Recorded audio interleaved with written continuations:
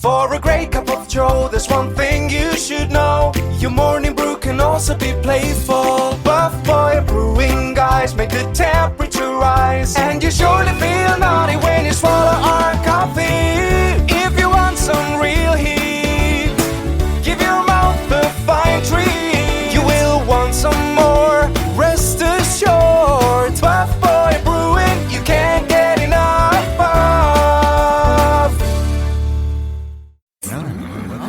It's time for The Scribble, your weekly fix of celebrity chats, bizarre stories in the news, and basic random chatter with best-selling author and syndicated radio host Jeremy Bradley. Make sure your seat is in the upright and locked position and your barf bag is securely in place. Here's Jeremy Bradley. Jeremy Bradley here. Welcome to another Scribble at The Scribble Show and at thescribbleshow.com. Thanks for tuning in on iTunes and SoundCloud. Let's get right to the celebrity phone. Celeb spotting on The Scribble. The season finale of Hell's Kitchen just days away, and we've got the two people who have survived the wrath of Chef Gordon Ramsay, and I barely survive, I'm just watching at home. Megan Gill is joining us on the line. Hello there. Hello. How are you? Good. I'm very, very good right now. Everything has been pretty crazy with the whole season, and I'm glad to get to the finale. Yeah, so let's go sort of back to the beginning, though, because outside of the show, you're an executive chef, and we see people come in sometimes with less experience, maybe more experience than you. And I always wonder, does that even matter when you're stepping into Hell's Kitchen? Because, I mean, Gordon really has his own standards, doesn't he? I think that in that respect, I think that, being a cook and a chef, it really doesn't matter your experience level. If you have that heart and that drive and that passion, I think that Chef Ramsay sees something in you, and he'll be willing to take the time with you to get that out. The core of the person, I think, is what he really looks for, because you can teach anybody how to cook. Exactly. So what sort of preparation did you do before going on to the show then? Did you do anything, or you just figured, you know what, this is already my talent, I'm just going to bring it? The prize is that to work for Gordon Ramsay. Right. At that point in time, if I'm not ready to work for him, he'll know it. And, you can't really prepare for something like that, because you have to have it. You have to have it or you don't have it. And when he knows.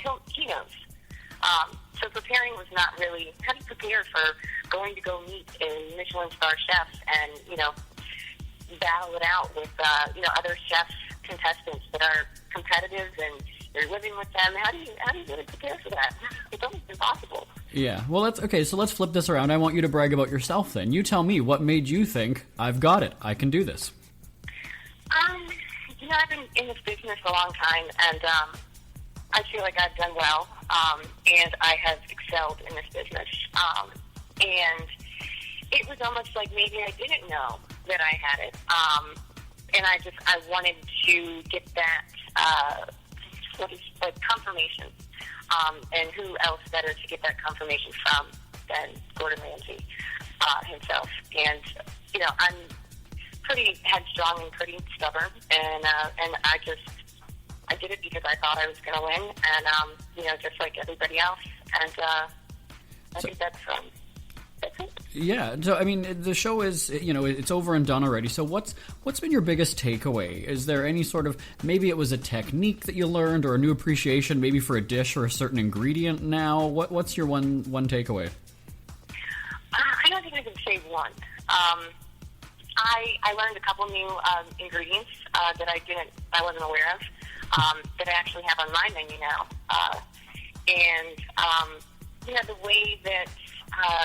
The way that things were plated, it's these little things, the details that I really took away.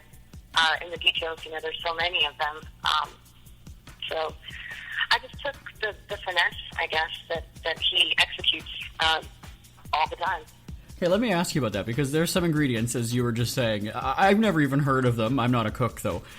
So how do you, if you're given an ingredient and you're sitting there going, I've never even heard of this, I don't know what it is, how do you decide how to use it? Like, take me there. So if I hand you something you've never heard of... I love this question. This is like the best question ever. For a chef, it's a flavor profile. So, I didn't know what Vincoto was. Vincoto is a wine reduction. and it's kind of sweet, and it's kind of like a balsamic glaze, if you can kind of relate to that. And you taste it, and then your brain goes, okay, I have a Rolodex of flavor profiles in my brain. And I go, okay, well, you try to relate it to something, and then if it's something completely out of the box, then you Rolodex your ingredient list, and you try to, you break it down into, is this salty, is this sweet, is this bitter, is it acidic? And then you balance it all together by trying to get all of those components in that one dish. But, I mean, that's how I do it. I think that's how most chefs do it. But it's cool when you get a new ingredient to break it down that way, and then, play with it a little bit. Mm-hmm. Yeah, that's cool. This question was sent in. What was the hardest challenge this season, aside from the finale? Hardest challenge? Maybe the challenge where we're running into the ocean, and we have to get into a boat and row out and get crabs out of the ocean and come back and make them on the beach. Yeah. That was pretty crazy, and it was hard. It was not easy. I gotta say, it was fun to watch. Did you watch it back at least? No, it was fun to watch. It definitely was fun to watch. Yeah, no, for sure. Okay, so I'm going to put you on the spot here. So let's say you've got a whole bunch of wannabe chefs, trying out to work for you. You give them that taste test challenge. The one you're blindfolded, right, and spoon-fed ingredients. Which four would you give them to really? Which four ingredients would you give them to really test to see their knowledge? There's some ingredients that are really tricky, like salsify, or have you ever, like, an artichoke? Yeah. That's kind of a strange, and it has that, like, you eat it, and it's like nothing, and then that texture, or that flavor kind of sneaks back up on you. Mm-hmm. I'd probably do artichoke, maybe, like, fennel. Fennel's kind of a tough one. At the same time, when you're blindfolded and you can't hear anything, you would be surprised. I work with food every single day, and I mean, I eat food every day as well as everybody else. But when you don't have that extra sensory, it's like, what is going on? Even potatoes would probably, it would be something that you're just like, wait a second, I have to take a second to think about this. Mm-hmm. And I'm just reading this one. This one was sent in as well. Was Josh's cute smile as distracting as it was on TV? Oh, God. Josh was distracting in the sense of he's a goofball, yeah. And he likes to make people laugh, and I like to laugh a lot, believe it or not. And I think that his nonsense of just goofing off kind of kept me out of my brain too much, and I didn't think too much about. I didn't get caught in that.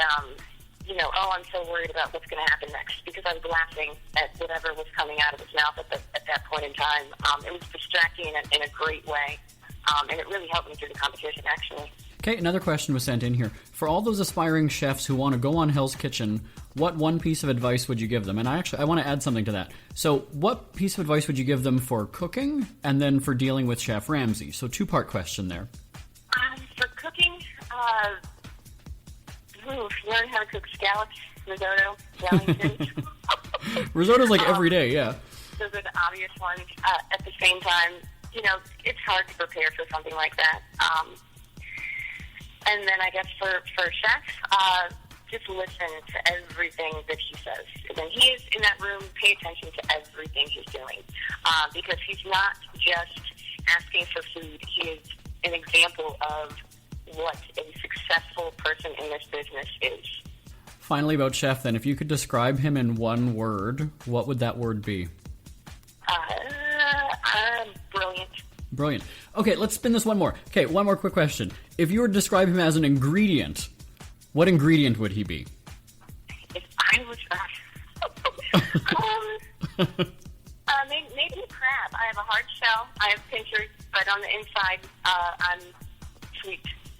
Okay, I was thinking another... Yeah, okay, all right. We'll go with that. What a way to end it, hey? Well, good luck on the finale. I know you already know the outcome, but we'll be watching on Fox. Megan, thanks so much for joining us today. Thank you.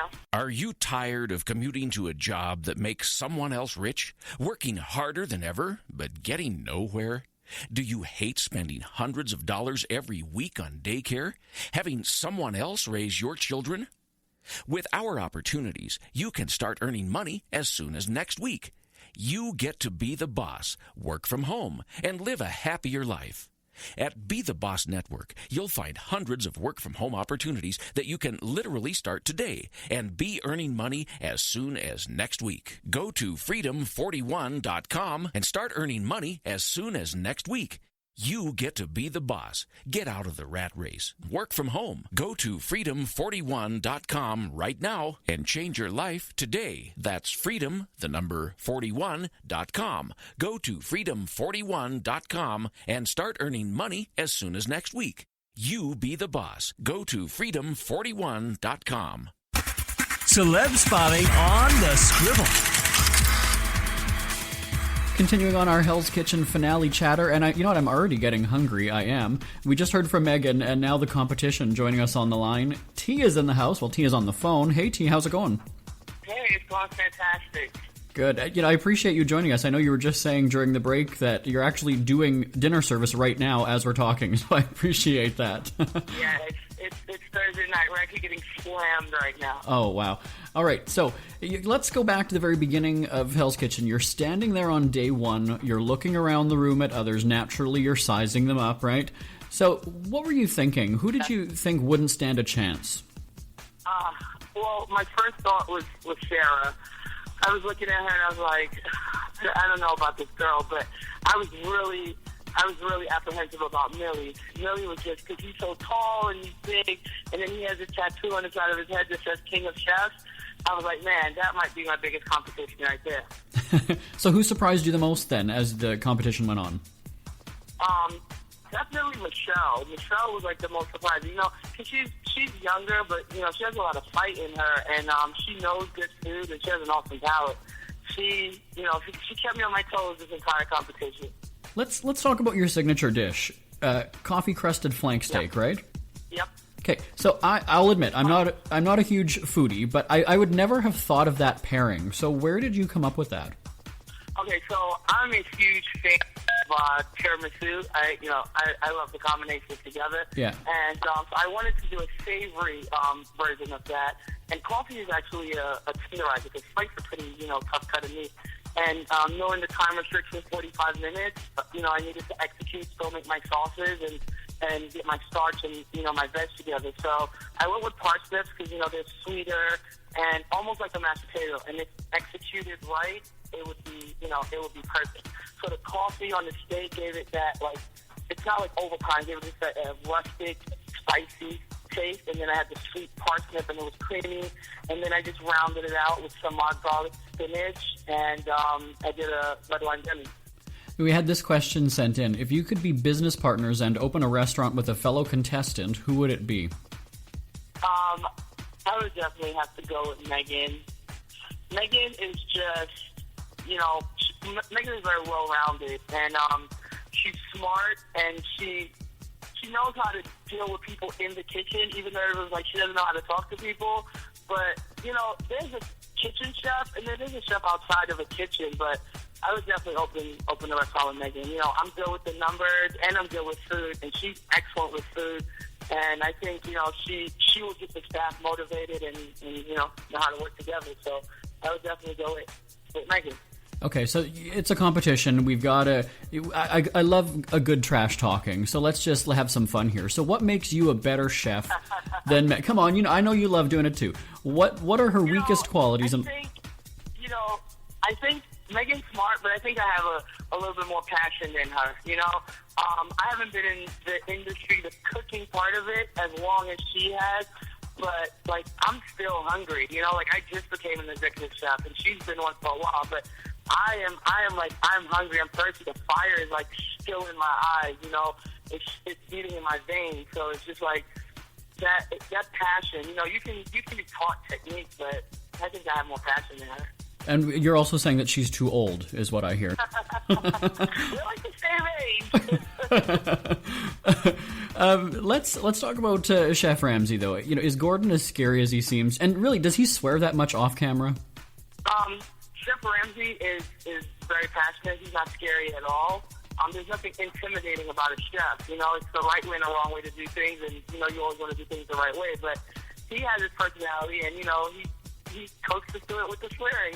That's how the kitchen is, you know? No one kind of, like, tiptoes around you. Is he what you thought he would be when you met him for the first time?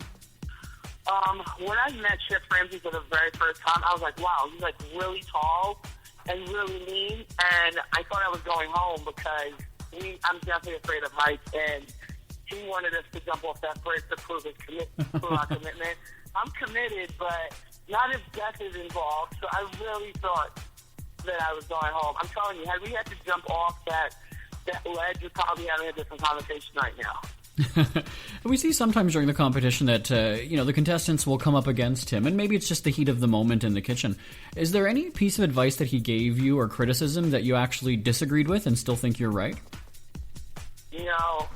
No, because, you know, Chef Ramsay is a wealth of knowledge, and for someone that has, like, so many Michelin stars and so many restaurants and his name on so many different things, he has to be doing something right, you know? And his biggest advice that he gave me that I will always do, you know, pay attention to detail. It's always about the details. Okay, so then let's focus on that then. So what's the one piece of advice that he gave you that really has stuck with you, and you're like, yeah, you know what, you're right? Yeah, definitely attention to detail, and when you're cooking, you want to lift the staff up, you know, especially like when it's busy. You want to talk to them in a manner that they understand that you're in charge and you're firm, and definitely you have a standard that's set. You know, nonsense about that. But you also want to build them up, too, within that aspect. So, you know, basically coaching, but still, you know, letting them know that, listen, I have a standard. I'm not going to stand for any bullshit it's going to put out right now. So, definitely, Chef Ramsay's a wise man. Yeah, earlier when we were talking with Megan, I said, you know, there's some ingredients that are used on the show. I've never even heard of them. And some of them, as we see with... yeah, now that the show is done, is there one ingredient that you just never want to work with again? Let's see. Probably not. I have an ingredient that I want to work with a lot, like that whip cap. I loved it. I love food. So the minute that I start shutting myself down and say, like, I don't want to work with another ingredient ever again, you know, it's kind of like it'll hinder my career. But I know that after doing 150 pounds of mashed potatoes, you know, the Robuchon way, yeah, I definitely didn't want to see mashed potatoes or a potato for a while. Just like never ever, but just for a while. It was a lot. Peeling, and then ricing, and then heating them up, and then chamoying them, and then the perfect silky perfection. They were tasty, but it was a lot of hard work. When you work with junior or aspiring chefs, is there a common mistake that you see that maybe people think is a good cooking technique or move, but it's so wrong? You know, there's more than one way to do things, but with my staff here now, like when I see them doing certain things, a lot of people in this industry, they cook like short order cooks. And now it's like I've been on Hell's Kitchen and my eyes have been opened up to how you can do things and make them perfect and in a certain way. You know, I kind of like circumvent them. Sometimes I yell at them a lot about this. And like just today, I was like sitting back and I'm like, oh shit, I'm becoming like Chef Ramsay Jr. This is my giant bomber day. I'm like, he's like a bull in the china shop. And I'm like, dude, have some finesse about yourself. And I'm like, this sounds really familiar. Chef is like, T, have some finesse about yourself. As my beurre latte is like boiling over and he's like talking to me, I'm like, I get it. You know, it was really funny to me. What's been your biggest takeaway? I asked Megan the same question. What's the biggest takeaway from being on Hell's Kitchen? Oh, the biggest takeaway? Oh man, I've learned so much. But the biggest takeaway would have to be in your kitchen, once you set a standard, do not compromise. You know, do not let people send out food that is not acceptable. You know, the people paying their money for this, they're coming for this experience, and do not compromise your standards for anyone. Mm-hmm. That's like the biggest thing that Chef Ramsay has taught me, like, never compromise your standards. That's the biggest thing I'm going to take away from this competition. One more question, because I know you have to get back to work, and I asked Megan the same thing. It's a two-part question. If you were to describe Chef Ramsay in one word, what would it be? And then the second part is if he were to be one ingredient, what ingredient would he be? If I were to describe Chef Ramsay, he would probably, in one word, it'll be genius. And if he were an ingredient, he would probably be a ghost pepper. It's very spicy, but when executed right, it makes tasty dishes. Well, Megan said he'd be a crab, so I don't know. He'd be a crab? He'd be a crab. No. Yeah, we're Crabs gonna. are very tasty. Well, no, I'm gonna play that one for him. All right, good. Well, I know that you already know the outcome of the show, but I'm gonna say good luck to you anyway. T from Hell's Kitchen, thanks so much for joining us. All right, have a great night now. Ever had something to get off your chest but never had the balls to say it? That's a load of crap. Speak Free with JB.com is exactly what you've been waiting for. Your chance to tell it like it is and not care what anybody else thinks. Have your say on issues of the day. Join newspaper and radio columnist Jeremy Bradley as he tells it like it is. Hundreds of thousands of people have stopped by, including some well-known celebrities who have had a chat with JB and speak candidly about what's really going on in the world. You can join them too. Have a rant or a rave. Be brave and head on over to www.speakfreewithjb.com now. All right, back here on The Scribble at The Scribble Show and thescribbleshow.com. I'm joined by one of our producers, our executive producer of The Scribble, Bonnie Winters, who actually is not even in the office today. She's visiting her son in Calgary, Alberta. And ironically, your son is a chef, right, Bon? That's right, yes. Now, earlier we were talking, as you know, because you produced this show, we have the finalists from Hell's Kitchen on our podcast, and you said that your son just totally idolizes Chef Gordon Ramsay, right? Oh, he does. Just loves the guy. Well, he's kind of, sort of scary, and I know that when we were planning this show, you were saying that, he's really good to his mom, so as fierce and just vicious as he is in the kitchen, he's quite a family man. Yes, he seems to be. I just couldn't reconcile the fact that he was so good to his mom on a show that I was watching, it was last year sometime before Christmas, and I thought, well, isn't that sweet having his mom on the show? He was so respectful and so, well, they did joke around a lot, but I was very impressed. And, it's funny, too, because when we have him on the radio, if we were to have him on the radio, we'd have to have our finger on that bleep button, because I would just be worried that he's going to, you know how he is, you've seen it. Well, that's exactly why I had so much trouble seeing him in that role as a son with his mom on TV, It just, it warmed my heart. I thought, isn't he a sweetheart? Deep down inside, he's a doughboy. Oh, well, and you have one, too, so let's talk about him. So what's, the best dish that he makes for... What sort of a chef... What does he make? What's his specialty? Well, he's a head chef, so he's the guy who tells everybody else what to do, right? Okay. He has his little sous chefs and everyone else running around at his command. Every time we come out here, he just treats us like royalty. Oh, he's my cripes. Seriously. Yeah, and then the things that he says the second you guys leave and come back home, right? Okay. But, okay, so what's... He's a good boy. Yeah, so what's the favorite dish then that he could make when you have a meal with him that he's preparing? What would be your request? What would you order? He does a magnificent roast beef. Oh, it's out of this world. Yes, he knows his stuff when he's working with the beef, let me tell you. Like mother, like son, hey? Speaking of meat, we, when we produced our radio shows, Top of the Charts and The Open Road, we did the special for Winnipeg, right? We took a contest winner around, and we went to High's Steakhouse. Now, I know that you couldn't come for the meal that day, but I went with our contest winner, and I'd never eaten a steak before, and apparently that's a very odd thing, that people, haven't eaten a steak. And that's right. And what kind of a steak do you like?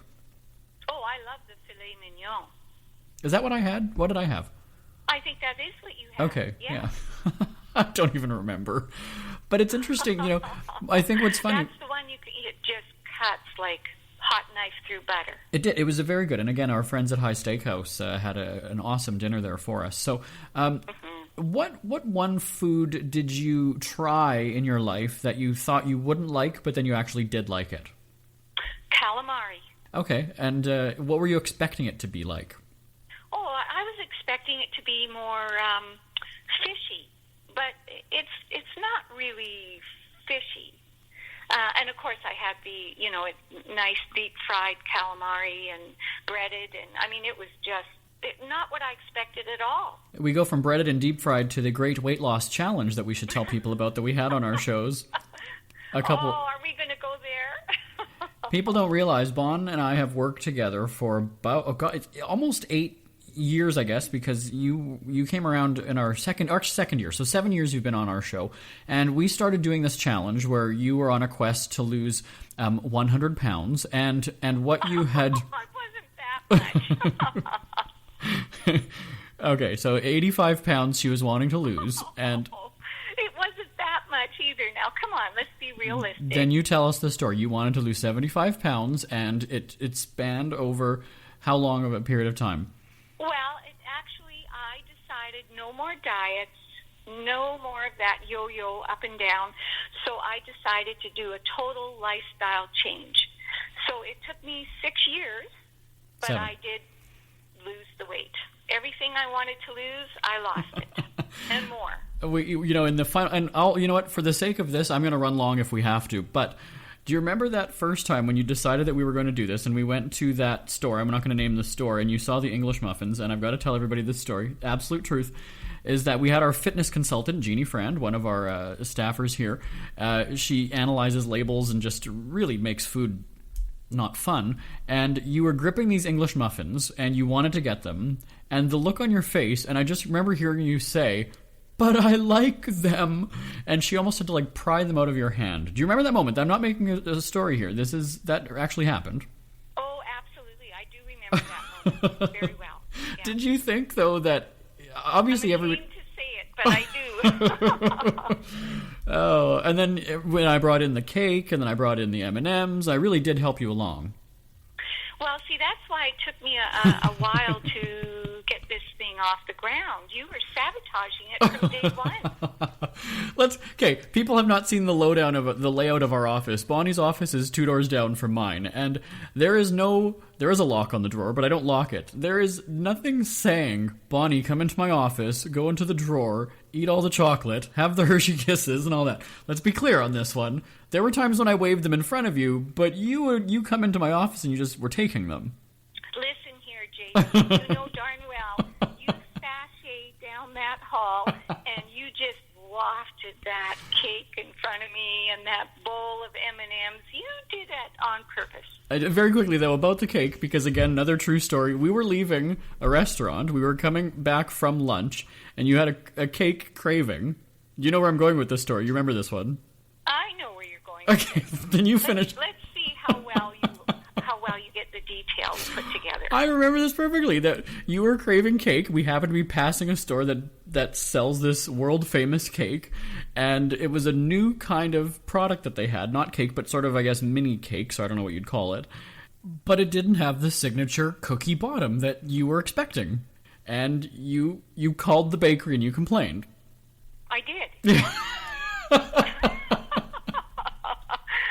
A woman must do what she has to do when it comes to her favorite dessert item. And I'm just surprised they didn't go and say, "I'm sorry, are you the Bonnie Winters on the Great Weight Loss Challenge? Our cakes are certainly not on the menu for that." Well, you see, that's where my whole lifestyle mindset has changed, where my weight is concerned. I still do eat the things that I enjoy, but I'm much better at portioning my food now. What about your wine? Are you portioning your wine appropriately? Well, now that has taken a little longer, but now that I have lost all the weight and more over this half a decade century, or so, yeah. I have managed to. Must we go there, JB? And you know what? Normally you'd be the one saying, "We're out of time. Wrap it up, wrap it up." I'm actually saying that because I'm at the controls. So, you know what, Bonnie, we're going to sign off. Remember, everybody can follow us on Twitter at The Scribble Show and check it out at thescribbleshow.com. Hey, Bon, you know what's coming up next week? It's Men's Night. You remember that show that we produced? We have got Jerry Springer and Hulk Hogan. Does it get any manlier than Jerry Springer and Hulk Hogan next week? Come on now. Yes, get ready for that one. All right, and then in 2 weeks' time, it's boy and girl bands. We are going to hear from a Backstreet Boy, a Spice Girl, the group Hanson, and Nick Lachey from 98 Degrees. So lots of great shows ahead coming up here on The Scribble. Thank you so much, Bon. Oh, thank you, Jay. All right, and we will talk to you same time, same place next week. Bye-bye, everybody. Want more Scribble? Check out thescribbleshow.com for past shows, celebrity interviews, cheapskate tips, and more. That's at thescribbleshow.com and on Twitter at The Scribble Show. The Scribble is a speak-free media presentation. If you want some real heat,